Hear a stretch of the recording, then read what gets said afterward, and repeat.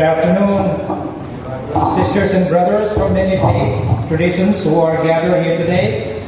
Instead of being at the LA Philharmonic Centennial 8-mile-long bash that is taking place in LA right now. So, since I see you here, that means you are really committed, as Dr. J. Shah told.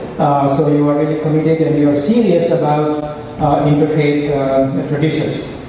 Now let me then welcome you in your own language. Namaskar, Jai Jinendra, Sat Sri Akal, Shalom, Assalamu Alaikum, Yadan Panabad. Please pardon me if I leave anyone else. A side note before I begin my talk.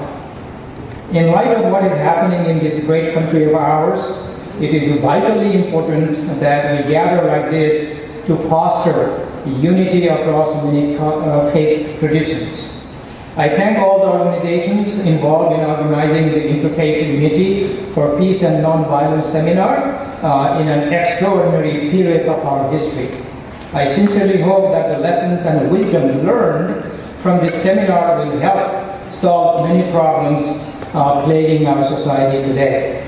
Unity and understanding among all people is a must if we are to live in a peaceful society.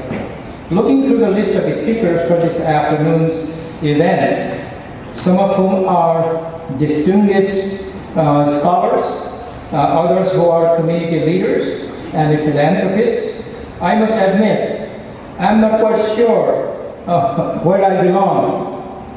Perhaps Dr. J. Shah may have simply taken my biological age as a criterion for inviting me to speak. In that case, it is true that among the speakers, I am perhaps the oldest of the bunch. Just 3 weeks ago, I turned 76. So, if that qualifies me to speak before anyone else, so be it.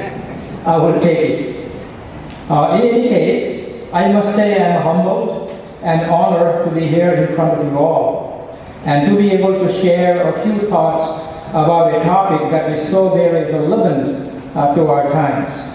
Some of you here may be familiar with the name Dan Buettner. How many of you have heard the name or have read the books? All right, there's just a few of you here. Buettner has made a name for himself as well as a pretty penny by writing books and giving seminars on the topic of happiness. What are the secrets of happiness? And for whom does happiness normally tend to blossom is the focus of his work. His fourth book, as part of a larger series, is called Blue Zones of Happiness, published just last year by National Geographic, and has remained on the New York Times bestsellers list for months on end. Mr. Buettner also conducts speaking tours on the topic of happiness by use of his private jet, where he travels to such places as Bhutan, Japan, Greece, and Denmark. Overall, the enormous popularity of Buettner's message should demonstrate to us that the search for happiness is in high gear. We are, no doubt, hungry for happiness and willing to pay big bucks to get it. Indeed, the art of finding happiness has become a thriving business in today's disenchanted world. If this wasn't the case, places such as the Chopra Center in Carlsbad would have pulled it up a long time ago. Actually, last year, my daughter and her family went to this place for 3 days, and she is embarrassed to tell me the cost of attendance, which I can only imagine reached into the thousands. This is, of course, totally okay if the experience turned out to be a valuable and gratifying one. But alas, when she returned, she did not seem happier. Now, this is not to say that either Chopra's or Buettner's teachings have no value in them. or that they haven't sometimes succeeded in changing many lives for the better. But it does illustrate the radically elusive nature of happiness. Happiness, and in particular, sustained happiness, is hard to get. Happiness, and in particular sustained happiness, is anything but easily arrived at within life. Or perhaps we should say it is at least foolish to expect that it will be served to us on a golden platter, without our needing to work for it in some manner. Acharya Hemachandra, a Jain monk, said, the main objective of all living beings is to gain happiness by getting rid of all miseries. Isn't happiness then the goal of all religions? Regardless of who we are, what religion we follow, or what language we speak, we all want to be happy. Is this not the truth? And yet, happiness means different things to different people. What happiness means to me may not mean the same for you. For instance, for some, a sense of peace and quiet is likely to bring, or rather produce, happiness, or yet for others, this very same sense of quietude may be experienced as colorless, boring, or perhaps even painful. This too speaks to the elusive nature of happiness. At least in terms of externals, there are no constants when it comes to this exact recipe. Of course, in our own society, we have many restaurants and clubs that offer a happy hour, where happy customers receiving a discount on alcoholic beverages. This may indeed generate some measure of happiness in the short term. And yet, how many of these customers remain happy long after the happy hour has ended? So the goal of yoga, as many of the speakers here would agree with me, is to provide a long-term happiness. Hence, no happy hours or happiness tours on a private jet or massages at the Chopra Center can truly provide a sense of real and sustained happiness. Now, Bhutan was the first country to actually appoint a Minister of Happiness. So kudos to Bhutan. But with that being said, Madhya Pradesh is the second and only state in India to have a full Department of Happiness dedicated to boosting the well-being of its citizens. The Bharatiya Janata Party-led government created the department in July 2016 with the aim to ensure happiness and tolerance of its citizens by creating an ecosystem that would enable people to realize their own potential inner well-being. Of course, Madhya Pradesh, India's second largest state, is home to more than 70 million people. So it would seem natural to create such a department to keep its citizens happy. Last year, National Geographic magazine devoted a special issue to search for happiness with a lead article written by none other than our friend Dan Buechner, whom I already mentioned earlier. Asking who is the world's happiest person, he presented 3 individuals from Costa Rica, Denmark, and Singapore. The thread that tied these 3 notably happy individuals together was the sense of ease, life balance, and contentment. Because of time constraints, I will not take each of the examples and describe their habits and how they keep themselves happy. But suffice it to say that from these examples, it would seem a well-balanced and relationally healthy life is a major and universal key to happiness.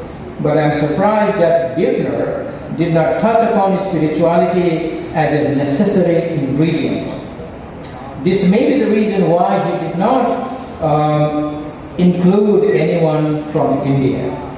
where spirituality runs deep in the DNA of its citizens. And this is known even from the time of Alexander the Great, whose mindset of conquering the world became radically changed once meeting a sadhu. Whether he was a Jain or a Hindu is besides the point. On a fateful day during his failed military campaign.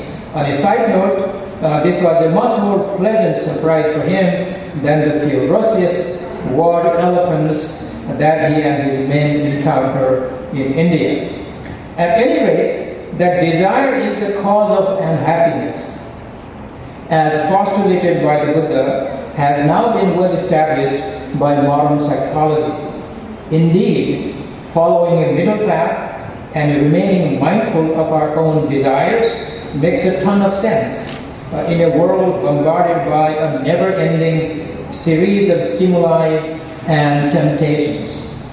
It is the right diagnosis of an issue that burns as intensely as ever.